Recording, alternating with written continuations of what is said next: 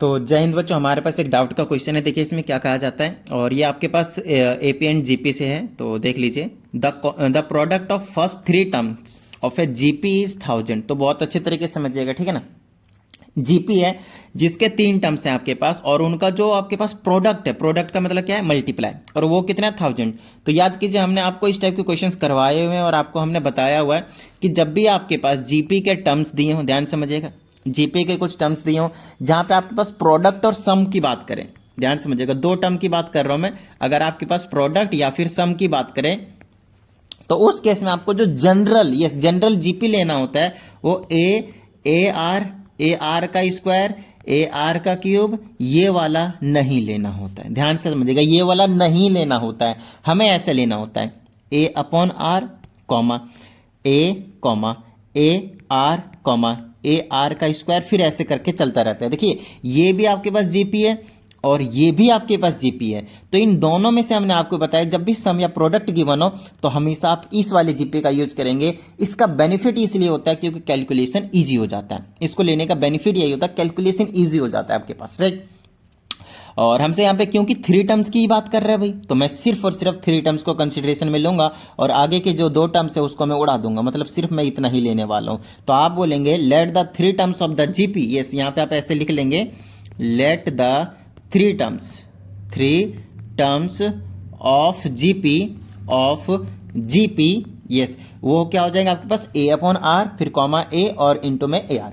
अब ध्यान से समझिएगा, इसका अगर आप कॉमन रेशियो निकालते हैं तो आपको आर ही मिलेगा, कुछ अलग नहीं मिलेगा। अब ये मत सोचना कि ये जीपी है ही नहीं, ठीक है ना। अब ये जीपी है, आपको मैंने ऐसे क्वेश्चंस करवा रखे हैं, एक्सरसाइज में भी आपके पास क्वेश्चन है, एग्जाम्पल्स में भी ऐसे क्वेश्चन है आपके पास, ठीक है, जहां पे आपको सम एंड प्रोडक्ट गिवन है, ठीक है। अब इनका जो प्रोडक्ट है तो यहाँ पे अकॉर्डिंग टू क्वेश्चन लिख लूंगा, प्रोडक्ट बोला है तो ए अपॉन में आर मल्टीप्लाई ए और मल्टीप्लाई में ए इंटू आर, किसके इक्वल है, 1000 के इक्वल है, ठीक है। चलिए यहां से ए आर से आर कैंसिल हो जाता है, बस इसी रीजन से हम यहाँ पे इस टाइप का लेते हैं, क्योंकि एक ही वेरिएबल बचता है तो इधर लिख देते हैं ए की पावर 3, देखिए ए मल्टीप्लाई बचा, और इधर 1000 को लिख दीजिए 10 की पावर 3, कोई प्रॉब्लम नहीं है, ठीक है, ओके। अब यहाँ पे पावर्स को जैसे आप कंपेयर करेंगे बेसिकली बेस को, तो यहाँ बेस की इक्वल आ जाएगा और ए की वैल्यू आपको मिल गई कितना, 10। यहाँ तक समझ में आ गई बात, क्लियर है, ओके ग्रेट।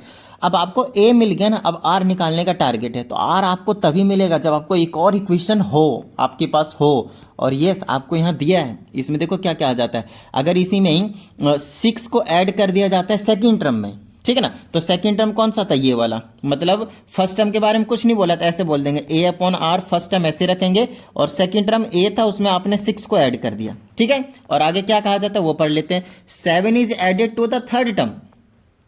थर्ड टर्म हमारे पास क्या था, ए इंटू आर, उसमें आप 7 ऐड कर दीजिए, तो ए आर प्लस का 7 कर दीजिए, ठीक है। अब आगे हमसे क्या कहा जाता है वो देख लेते हैं, then the terms become AP, मतलब अगर आपने ऐसा कुछ कर दिया तो आपको एपी बन जाएगा, तो हमें जीपी निकालना है। तो जीपी तो यही है मेरे पास, मतलब ए और आर की वैल्यू मिल जाए तो मैं यहाँ पे पुट करते जाऊंगा और हमारा काम बनता जाएगा। हमने ए निकाल लिया, आर निकालने का टारगेट है, उसके लिए हमें हिंट दिया है कि ये जो चीज अब बन चुका है वो एक एपी बन चुका है, और आपको पता होना चाहिए एपी में जो कॉमन डिफरेंस होता है वो सेम होता है।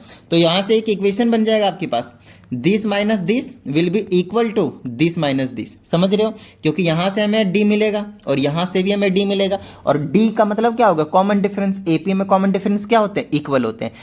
तो हमें यहाँ पे एक नया इक्वेशन पता चलेगा जो ए और आर के टर्म्स में होगा, जहां पे हमने ए पहले ही निकाल लिया है और आर यहां से निकाल लेंगे। जैसे हमें ए और आर पता चलेगा हम फटाफट इस वाले इक्वेशन में पुट कर देंगे ए और आर की वैल्यू, और हमारा काम जो है वो बन जाएगा। समझ में आ गई की बात, डन है, ग्रेट, ओके। तो देखिए यहाँ पे हम लिख लेंगे ए प्लस 6 में से माइनस कर दूंगा ए टाइम्स आर, ठीक है। तो ये हो गया, मान लीजिए D1 will be equal to D2, मतलब यहाँ से दोनों से जब निकालूंगा, will be equal to this minus this, तो यहाँ पे लिखूंगा ए आर प्लस का 7 में से आप माइनस कर दीजिए ये वाली चीज, ध्यान रखिएगा ब्रैकेट में रखिएगा, क्योंकि ये नेगेटिव साइन यहाँ के दोनों को साइन को चेंज करने वाले हैं, इन दोनों को, ठीक है।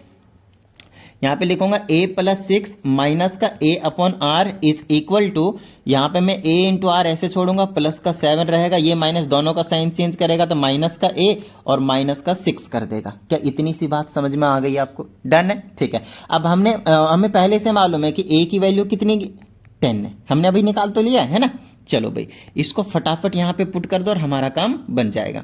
तो 10 प्लस का 6 माइनस का 10 अपॉन में r is equal to 10 into r plus में 7 माइनस 10 माइनस 6, जहाँ जहाँ a था वहाँ 10 पुट कर दिया। अब ये जो इक्वेशन है वो सिर्फ और सिर्फ r के टर्म में, हमारा काम बन गया।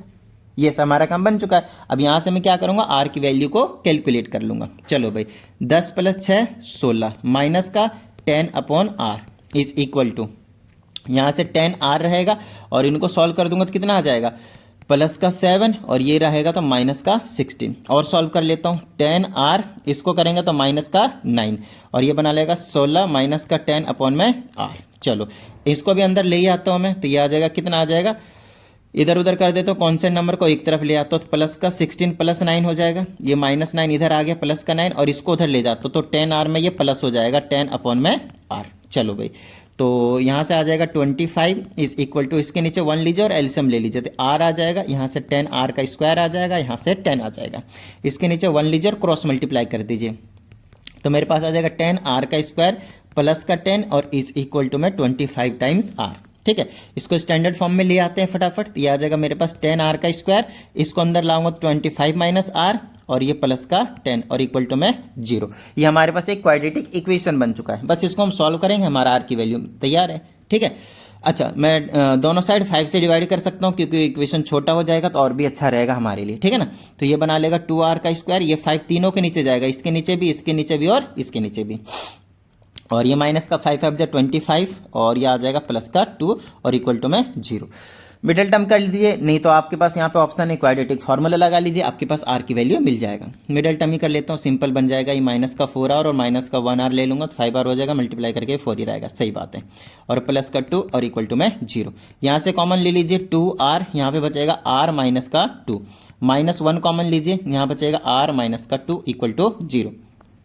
आ रही होगी बात समझ में, तो r माइनस 2 इक्वल टू 0 और आपके पास आ गया 2r माइनस 1 इक्वल टू 0। यहाँ से r की वैल्यू आ जाएगा 2 और यहाँ से r की वैल्यू आ जाएगी आपके पास 1 अपॉन में 2। क्या इतनी सी बात समझ में आ गई आप लोगों को? डन है। ठीक है, अब क्योंकि हमें a भी मिल चुका है जो कि 10 है, समझ रहे ना बात, a भी मिल चुका है और r भी मिल चुका है, बट r के लिए 2 होंगे। केस 1 कर लीजिए पहले, तो case 1 when a is equal to 10 and r is equal to 2। देखिए r की वैल्यू हमें 2 निकले हैं तो 2 gp निकलेंगे हमारे पास, और gp क्या था, a upon r comma a और इंटू में a इंटू r। तो a के जगह 10 रखूंगा, r के जगह 2 रखूंगा, ये पहला केस लिया मैंने, तो r की वैल्यू 1/2 लेके दूसरा वाला gp बना दूंगा मैं। ठीक है, रहता हुआ ये gp बस आगे पीछे टर्म्स हो जाते हैं। ठीक है ना, पहले वाला लास्ट में और लास्ट वाला पहले में।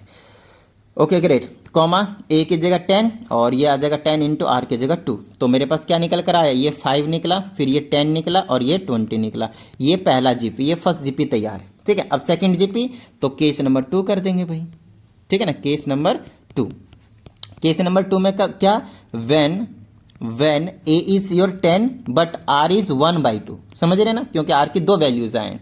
तो फिर से हमारे पास जीपी क्या था, a अपॉन r, फिर a और फिर था आपके पास a times r। Got it, a की जगह 10 और r की जगह रख दीजिए 1/2। ठीक है, फिर इसके जगह 10, फिर 10 मल्टीप्लाई r की जगह 1/2। ठीक है, ये रेसिप्रोकल होगा, 2 ऊपर चला जाएगा 20 बना लेगा, ये 10 बना लेगा और इसको काटा पीटे कर देंगे तो 5 बना लेगा। देखा ना, यहाँ सिर्फ रेसिप्रोकल हो जाता है, उल्टा हो जाता है, आगे वाला पीछे, पीछे वाला आगे हो जाता है। देख लीजिए ये वाले, ये समझ में आ रहा है ना, ये सेम चीज़ है यहाँ पे, बस आगे पीछे देख लीजिए, उल्टा कर दिया इसको। ठीक है, और ये हमारे पास 2 जीपी तैयार हैं, बात खत्म, यही जीपी आपको निकालना था। तो उम्मीद करता हूँ आपको समझ में आया होगा, और अगर ऐसा है तो फटाफट वीडियो को लाइक कर दीजिए। साथ ही अगर आप इस चैनल पर एक नए स्टूडेंट हैं तो चैनल को सब्सक्राइब करके बेल आइकन को जरूर प्रेस कीजिएगा। चलिए मिलते हैं अगले वीडियो में, प्रैक्टिस करते रहिएगा। जय हिंद। हाँ, एक चीज़ और बता देता हूँ आप लोगों को मैं यहाँ पे, अगर आप लोगों को नीड है ऑनलाइन क्लासेस की, मतलब पर्सनल क्लासेस की, जहाँ पे 1-on-1 क्लासेस में लेता हूँ, तो आप फटाफट मैसेज कर सकते हैं 7428 5256 69 पे। ठीक है ना, यहाँ से आपको क्लासेस के बारे में सारी डिटेल मिल जाएंगे। Remember this class will be paid, क्योंकि मैं पर्टिकुलरली 1 घंटा आपको टाइम दूंगा और कुछ नहीं। ठीक है, चलिए मिलते हैं अगली वीडियो में, प्रैक्टिस करते रहिएगा।